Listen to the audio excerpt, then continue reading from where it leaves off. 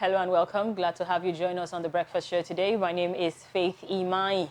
I'm so excited. Today is the last Monday in the month of November in the year 2021. We will be discussing matters on ground, from insecurity to health and, of course, the financial state of the nation. Stick around. I'll get to introduce my co-host on the show today. Of course, you know the delectable ladies are with me. Don't go anywhere.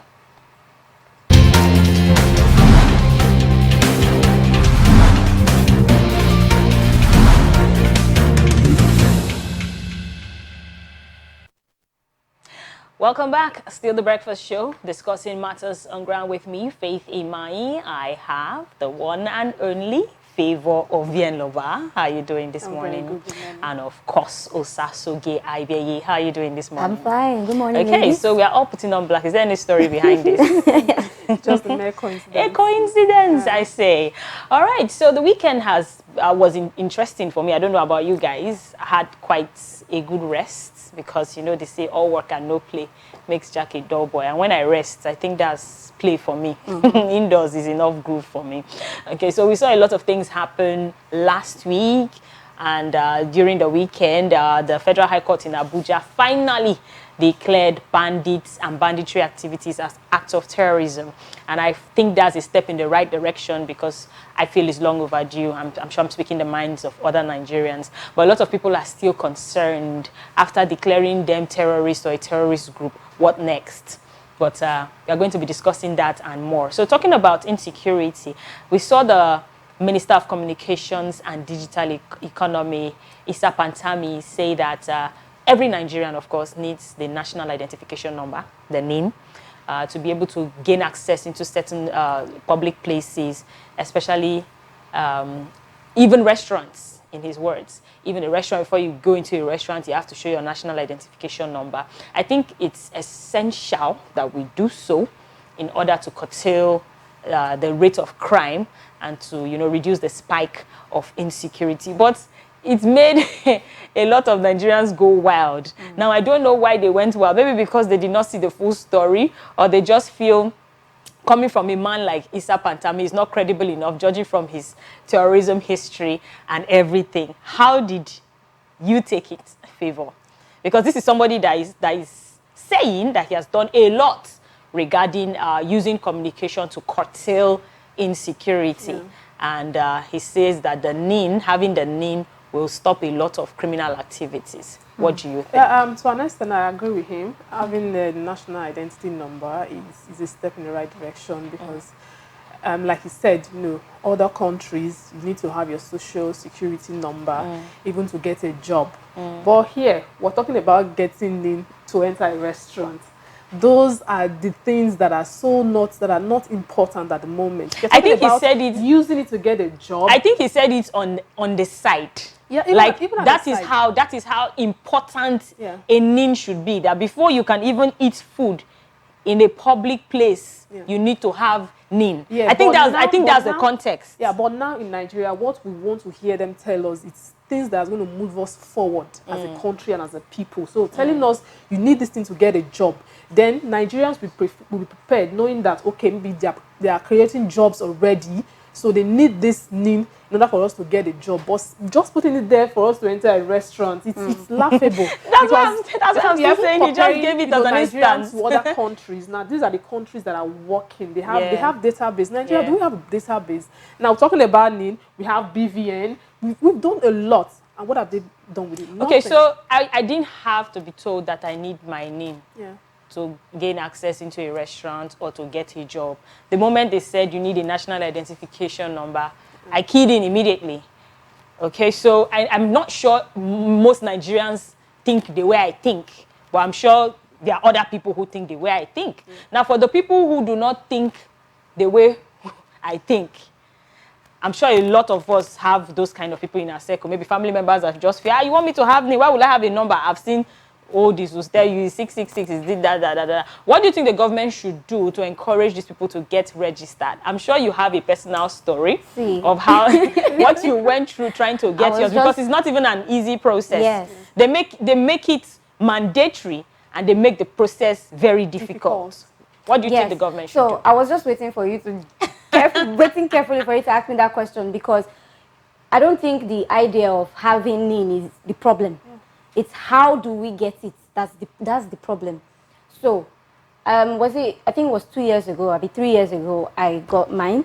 Even before we did not even anticipate this whole coronavirus saga and this every other saga that happened that we're now required to have NIN.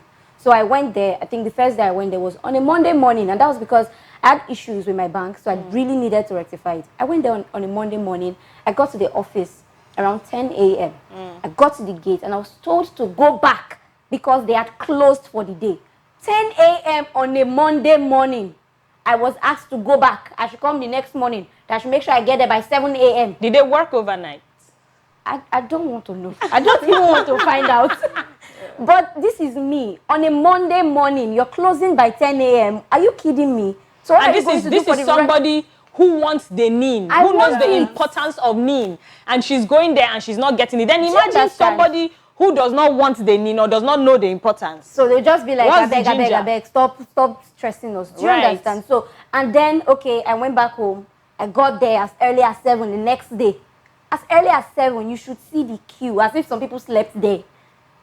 You should, like, there were even reports that you have to know somebody. You have to know somebody, and it's not just only to get NIN.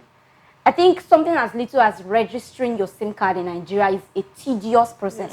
Everything is just tedious. It's as if the system is just put in place to deliberately frustrate you. And then at the end of the day, you feel like you have been working. In fact, you climbed the tallest mountain in the world when you're done. And it's not really, really encouraging. So, okay, now, let's fast forward to years after I have my NIN. I need to register for something. I go there, I tender my NIN. They're still telling me, with my sleep, they're still telling me that I need a driver's license. And I'm like, what's the point of getting the NIN? If I still need my driver's license or international passport to validate, I'm like, why are we deceiving ourselves in this country? They'll ask for your BVN. And it's so frustrating. You cannot just wake up one morning and say, I want to go and get my NIN. You have to plan the entire week to get your NIN. So why are we saying we should not, if we don't have NIN, we cannot go and eat? So a lot of people will die. They don't take it serious because what's the need? Okay, so you know, when the issue of NIN popped up initially, according to Isa Pantami, 44 petitions were written against it, and these people that wrote these petitions obviously are not market women, or they are not bus drivers or illiterate or people who don't know the use of NIN. They are obviously enlightened people like you and I. Do you think their reservation is connected to you, or you think people just want to keep behaving in a rascally manner? Because there's something they have in Germany, it's called the eyes in the sky. There's no place you would enter, whether it's on a normal street, like now we have several streets, somebody can seize or snatch someone's phone or someone's handbag, and they just tell you, relax, don't worry, we're going to get the footage. That's how they operate. Don't you think we should start thinking towards getting to that point in Nigeria where we can even have eyes in the sky? Now, the only way we can get to that point is by registering for NIN. But the process, like I said, is tedious. What do you think can be done? Because if you want to open an account with a bank today, the comfort of your home or your office, it gets done. One of the banks came to meet me one other day. I was even scared because I was like, is this how it's easy? Is this supposed to be this easy? Because as a Nigerian, you feel maybe you have to go to the office, image capturing, you sign here, sign here. You get, but we see private organizations, you know, do this data capturing thing in a very seamless manner. What do you think is a major challenge the government is having when it has to do with capturing data? You see, WAEC registration is tedious, JAM registration is tedious, NIN registration, BVN, everything is just tedious.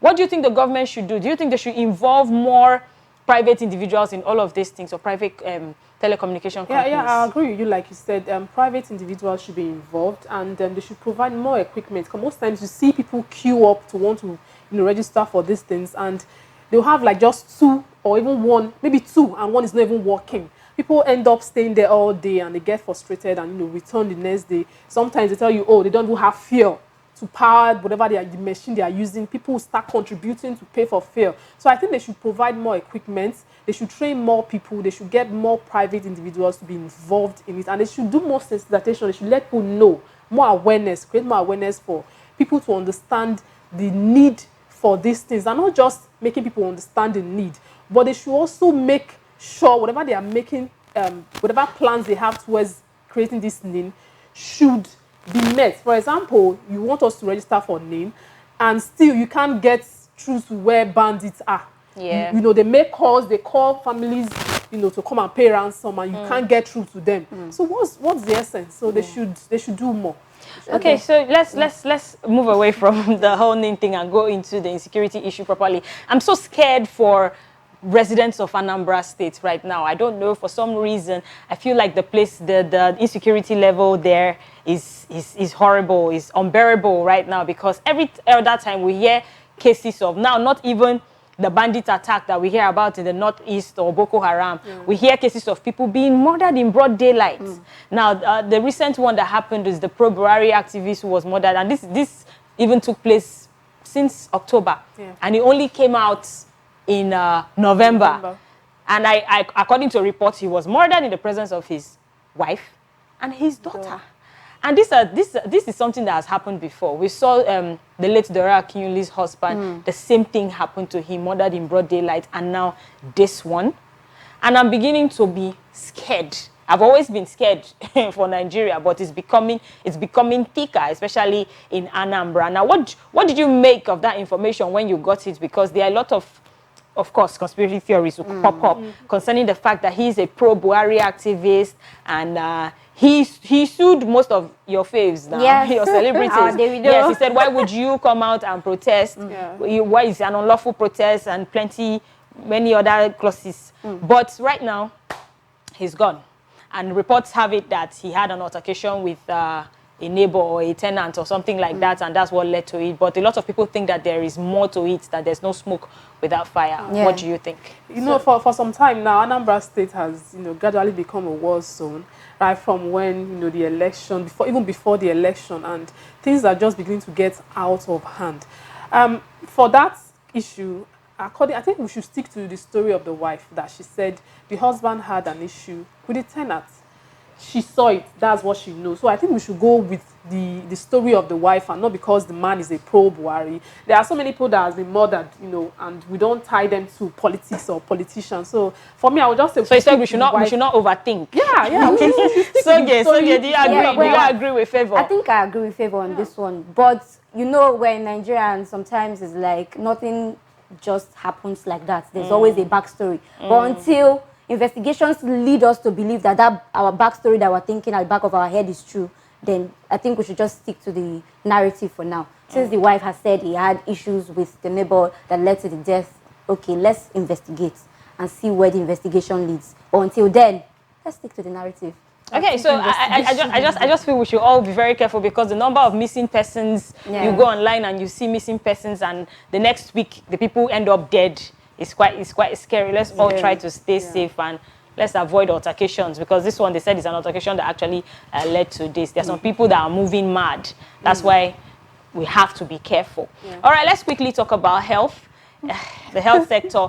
Now, this is not like it's a national issue, because it actually happened in Nigeria, but it's more of the primary health center thing. I was telling Soge that I served in a very local, small community. I wanted to say town. Thank God town didn't come out from my mouth. A village. It's a very small community. Now, they did not even have water supply. They had just one source of water supply. You had to walk all the way, to get water.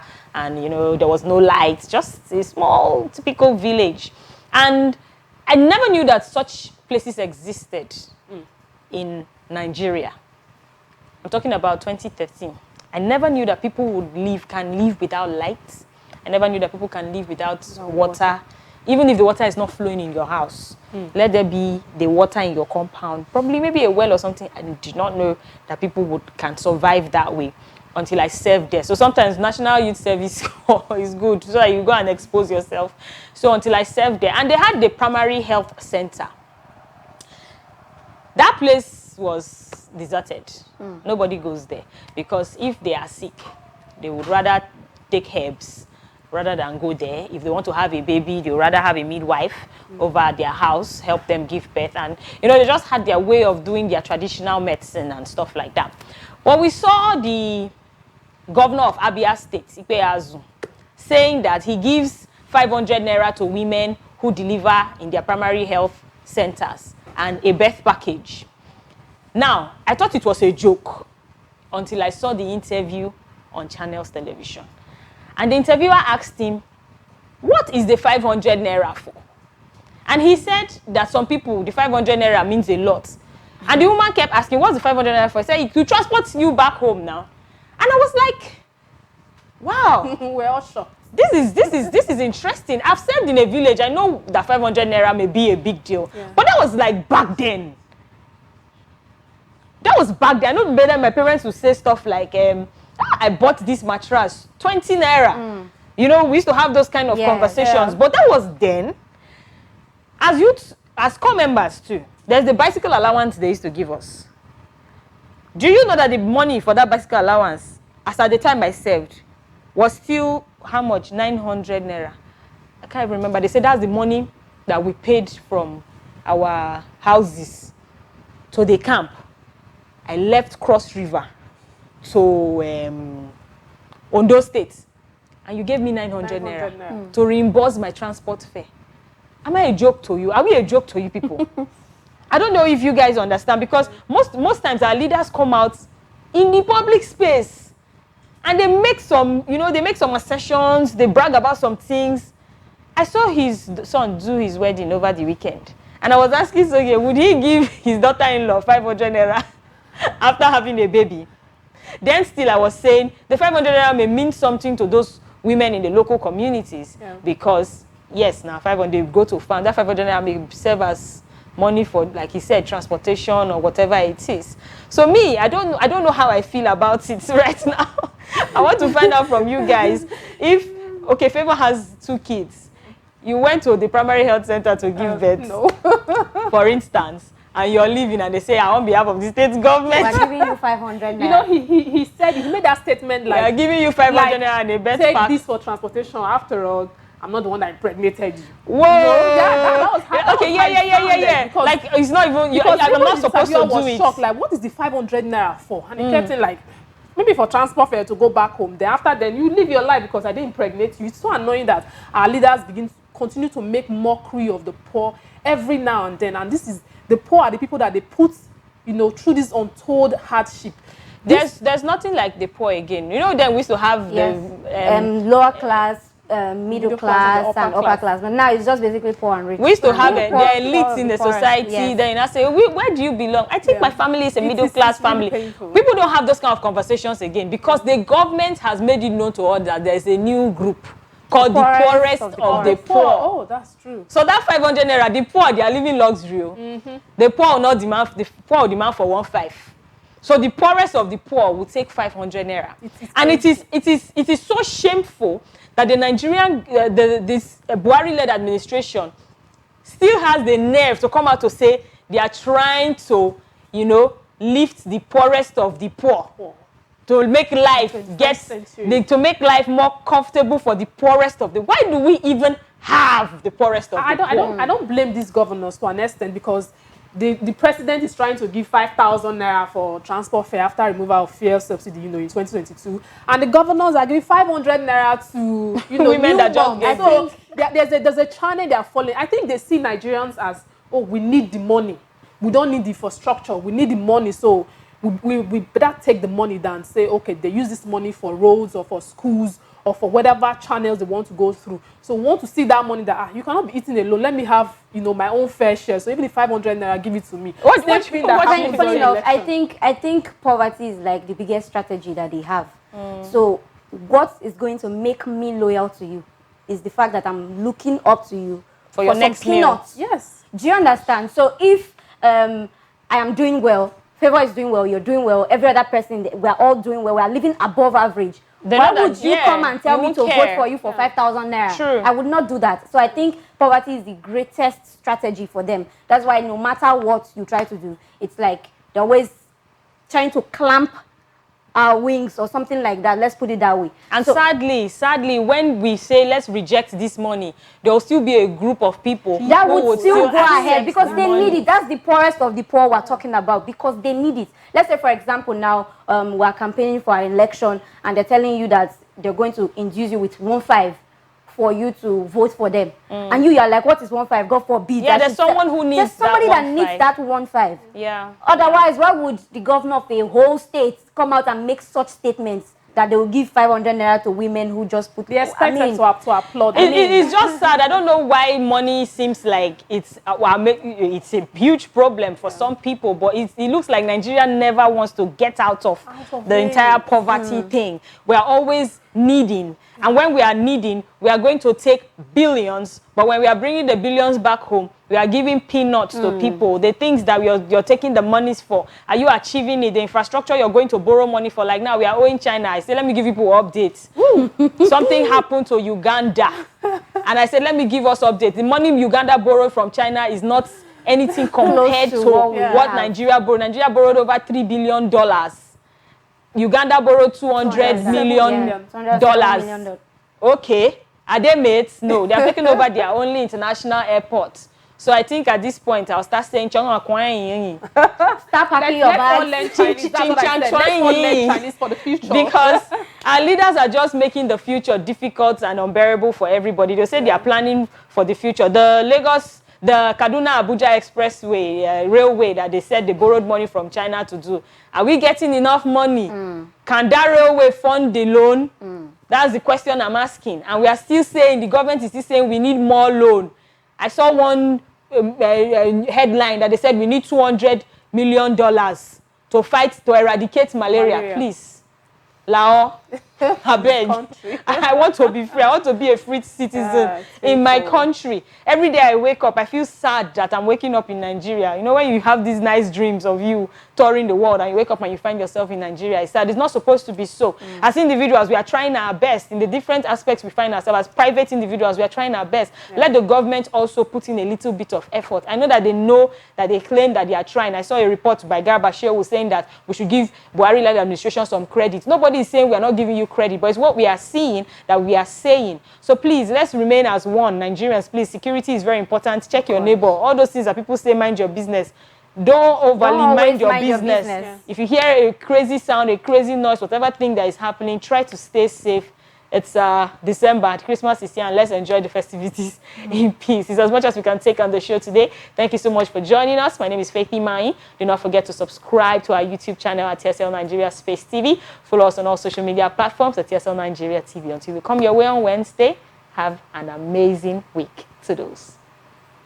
Stay connected to TSL Nigeria and get updates on the go all day, every day.